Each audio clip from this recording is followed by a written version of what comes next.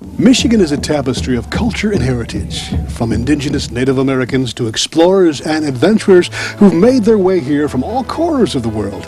It's a state some say is represented by the very handprint of God or the Creator. Those who call Michigan home are very protective of its natural and cultural treasures, willing to share, but with a deep sense of stewardship. All are welcome to come, visit, set roots here, make it your home. But if you leave it as you found it. Those who first claimed Michigan as home are many in number here in the state. The indigenous Native Americans, despite the rough and cruel road they've traveled, caused by cultures colliding, have again began to ascend like a phoenix and soar like an eagle. At our Michigan Magazine Museum just south of Cummins on M33 in Oscoda County, we've come to appreciate our Native American neighbors. We've learned much through special events coordinated and held on the grounds. Our sculpture, Native America, has served as an inspiration and a beacon to passing Michiganders. Now, Michigan Magazine TV and Museum is pleased to tell everyone of the exciting news of an upcoming sacred powwow to be held on the museum grounds in 2013. It's being organized and planned by our Native American friend Silver Fox Lopez of Montmorency County. Silver Fox is known throughout the U.S. as an accomplished and talented flute player, performing his original native music at venues throughout the Great Lakes, including the museum. Today, we learn more about Silver Fox, his music, and his plans for the 13 Moons Powwow, after we again cross paths at a Northern Michigan County Fair. Native American flute has been around for many, many years. It's been one of the staples of our music, as well as the drum. The Native American flute derived from the tale has it that the trees off of the willow trees, the hollowed branches and everything would create this whistle sound.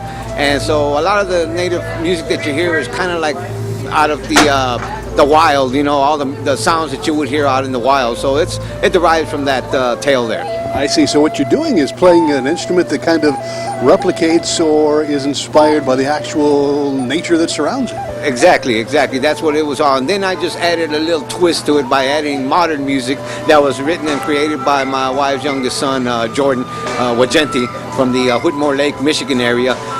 He started putting some stuff together for me in 2009. But prior to that, it was my brother Two Smokes on guitar and me that we have a CD, an acoustical CD called A Batch of Tears. And we were touring that for many, many years. And then in 2009, when I met Katharina here, or Kaya, Jordan came into the picture and started writing some beautiful music with us. Music that we had difficulty trying to explain to people what it was. So instead of trying to explain to them whether it's blues or whatever, we decided to call the music Tribal Fusion, and that's where the Tribal Fusion CD comes from. These are your Plains Indians flutes, 6-hole chording flutes. And basically what you got here is each one, it's like a harmonica, and they each come in a different key. So, you know, this is in the key of F sharp. Then I've got my, this one here is what we use on Living in the Forest, and it's in the key of E. And it's a higher pitched flute. So the smaller and the thinner, the louder. And then you have your more thicker ones here. And then, of course, I got the bass flutes that I don't have here with me now, but they're on stage.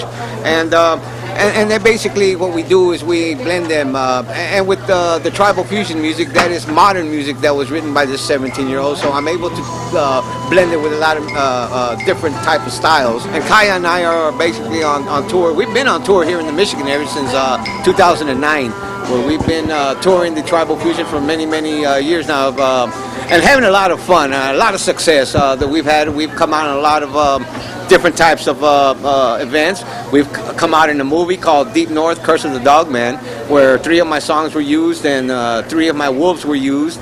And so these films are going to be released here within the next month or so here in the state of Michigan. And Michigan has been very, very good to me. It has been, actually, it's been great to me. It has kept us alive and kept food on the table, and we are so grateful for that, you know, because Michigan is home to me now. I have to say that the best people in the whole world have got to be people from Michigan. You know, I'm from Texas, and Texas is a big state, but I'm going to tell you something. The people here in Michigan have really come to embrace us, and we're having a lot of success here in the Michigan area. We're also planning a powwow. Okay.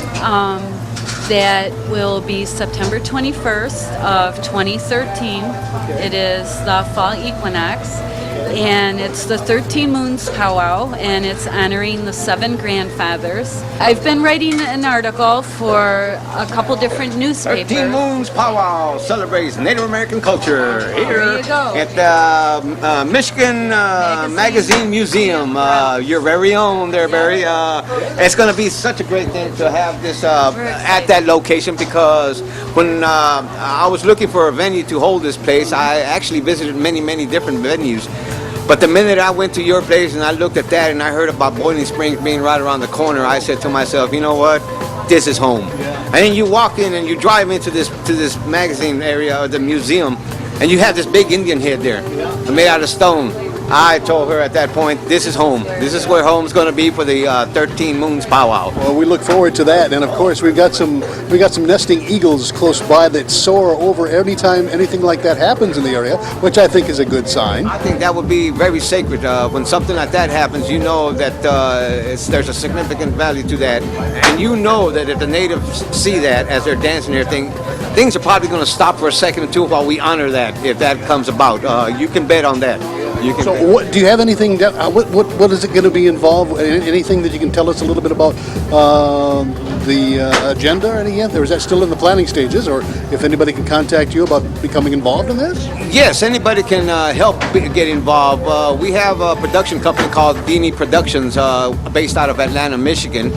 You can contact us at 361-779-9730. That'll be Kaya's number there, and Kaya will inform anybody on that. Our general idea is to have it as a one-day event right now, the very first one, and then we'll grow into a 2-day event the following years, or the year following that. But we intend on having drums, hopefully up to 6 drums, at least 6 different drums, all kinds of dancers, the grass dancers, hoop dancers, dancers of all kinds.